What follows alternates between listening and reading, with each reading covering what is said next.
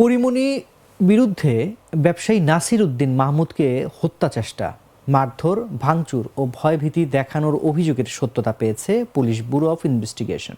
এই ঘটনায় পরিমণি ও তার costume designer Junaid Baghdadi Jimmy ওরফে জিমের বিরুদ্ধে প্রতিবেদন দাখিল করেছে তদন্ত সংস্থাটি।